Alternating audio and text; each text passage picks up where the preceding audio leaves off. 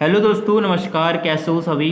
तो दोस्तों, 2 महीने के बाद आपका एग्ज़ाम होगा। जैसे कि आपको विदित है कि 15 अक्टूबर को आपका एग्ज़ाम कराया जाएगा। यदि हम 15 अगस्त से मान के चलिए कि आपके पास मात्र 2 महीने का समय बचा हुआ है, ऐसी स्थिति में जिनका फिजिकल हो चुका है उन अभ्यर्थियों को मैं यहाँ पर सलाह देना चाहूँगा कि वह इसमें तैयारी करें, क्योंकि इसमें आपका कंपटीशन जो रहेगा वो कम रहने वाला है। कम अभ्यर्थी ने यहाँ पर फिजिकल दिया था, तो ऐसी स्थिति में जिनका फिजिकल हुआ है उनके लिए एक प्लस पॉइंट है। जो जिनका फिजिकल यहाँ पर क्रैक हुआ है तो उनके लिए बेस्ट अपॉर्चुनिटी है। एग्जाम में बेस्ट देंगे तो उनका फाइनली यहाँ पर सिलेक्शन हो जाता है।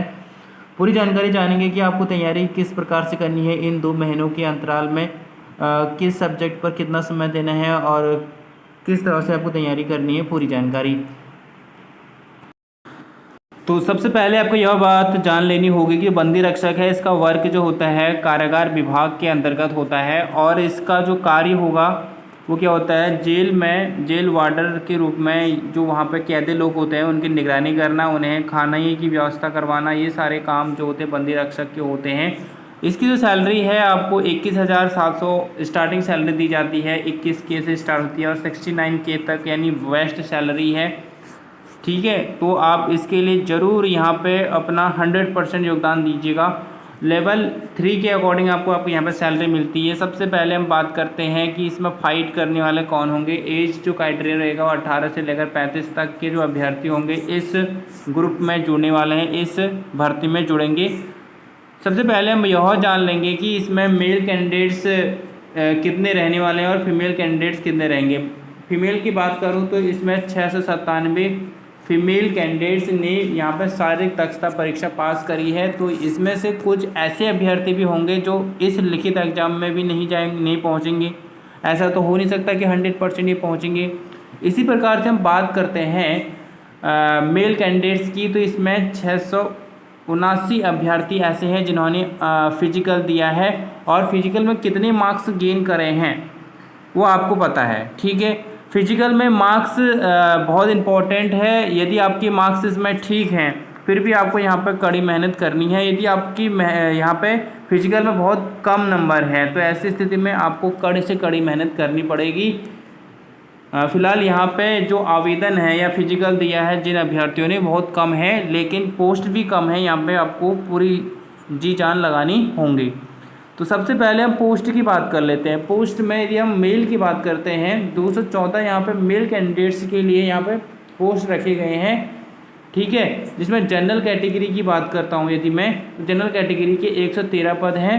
ठीक है, जनरल की हैं और 41 पद यहाँ पे SC ST के लिए और ST के लिए 8 पद रखे गए हैं। OBC के लिए यहाँ पे 30 पद रखे गए हैं और EWS के लिए 22 पद रखे गए हैं। ठीक है, ये है मेल का क्राइटेरिया। ठीक है, उसके बाद यदि हम बात करते हैं 24 यहाँ पे फीमेल कैंडिडेट्स के लिए है, जिसमें जनरल की 12 पद हैं। ठीक है, SC के लिए यहाँ पे 5 पद हैं और ST के लिए 1 पद है और OBC के लिए 4 पद हैं और साथ ही EWS कैंडिडेट्स के लिए मात्र 2 पद रखे गए हैं। तो ये है कंट्रीब्यूशन पदों का। ठीक है, अब बात करते हैं यहाँ पे कि आपको 2 महीने के अंतराल में किस तरह से GS पर फोकस करना है, हिंदी पर फोकस करना है और साथ ही करंट अफेयर कंप्यूटर पर किस तरह से फोकस करने की आपको ज़रूरत है। सबसे पहले आपके पास कितना समय बचा है, 2 मंथ का समय है। तो इस अंतराल में आपको क्या करना है, यदि हम बात करते हैं हिंदी की, यदि आप नए अभ्यर्थी हैं तो आप बुक लिस्ट जानते होंगे। यदि पुराने अभ्यर्थी हैं तो बुक लिस्ट आप जानते ही होंगे। यदि नए अभ्यर्थी हैं तो आपको यहाँ पे ये सारे बुक परचेज़ कर लेनी होंगी जो मैं बताऊंगा आपको। ठीक है, और जो पुराने अभ्यर्थी हैं उन्हें हिंदी लूसेंट से कवर करनी है, ये तो सबको पता है। इसके साथ साथ एक NCERT लूसेंट की आती है बुक, उसको आप परचेज कर लीजिएगा। उससे यह आपको आइडिया हो जाएगा कि NCERT में क्वेश्चन किस प्रकार से बनेंगे। और ये जो लूसेंट होती है यह बताता है कि प्रतियोगी परीक्षा में किस प्रकार के क्वेश्चन पूछे जाते हैं हिंदी में, क्योंकि हर कोई एग्जाम में NCERT बेस्ड क्वेश्चन बनते ही बनते हैं। ठीक है, ये आप ध्यान रखिएगा, चाहे वो छोटा एग्जाम हो या फिर बड़ा एग्जाम हो। जैसे कि आपने देखा होगा वीडियो का एग्जाम कितना हाई लेवल पर पूछा गया था, साथ ही फॉरेस्ट गार्ड का एग्जाम भी बहुत हाई लेवल पूछा गया था। आपको ये याद रखना है कि आपको वन लाइनर जीके पढ़ के, यहाँ पे वन लाइनर आप जीके पढ़ते हैं तो आप सोचेंगे कि आपका सिलेक्शन हो जाएगा वन लाइनर जीके पढ़ के, तो आप ये बिल्कुल गलत सोच रहे हैं। ऐसे में आपका सिलेक्शन नहीं होने वाला, आपको डीप स्टडी करनी ही पड़ेगी। तो डीप स्टडी के लिए हम जीएस की बात करें, जीएस बहुत मोस्ट इम्पॉर्टेंट है और इसका ज़्यादा वेटेज भी रहता है और ज़्यादातर अभ्यर्थी इसी में ही फेल हो जाते हैं। तो देखिए इसके लिए सबसे पहले आपको मैं डिस्क्रिप्टिव में बताऊं तो डिस्क्रिप्टिव में आप लूसेंट को परचेज कर लीजिए, क्योंकि 12वीं लेवल का एग्जाम है, ज़्यादा हार्ड पूछने वाला है नहीं जीएस में, क्योंकि वीडियो एग्जाम स्नातक स्तरीय था तो इसमें आपको ज़्यादा पूछेगा नहीं। डिस्क्रिप्टिव आप यहाँ पर ले लीजिए लूसेंट की, ठीक है।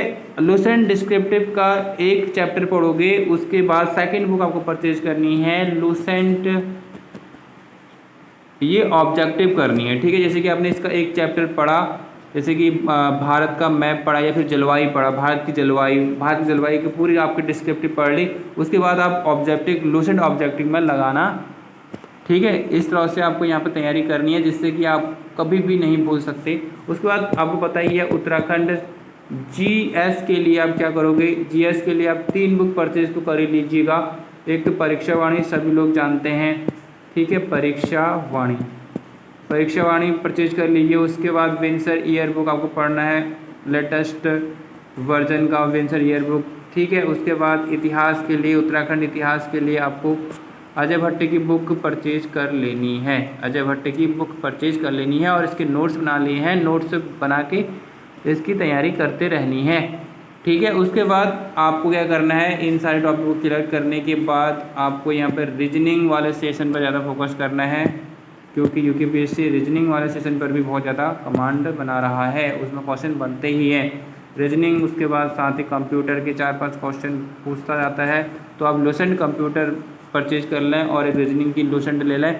साथ ही करंट अफेयर जो है, करंट अफेयर ज़्यादा से पूछ जाता है स्टेट लेवल का, उसके बाद फिर भी आपको इंडियन लेवल का भी याद रखना है और साथ ही इंटरनेशनल लेवल का भी यहाँ पर करंट अफेयर याद रखना है।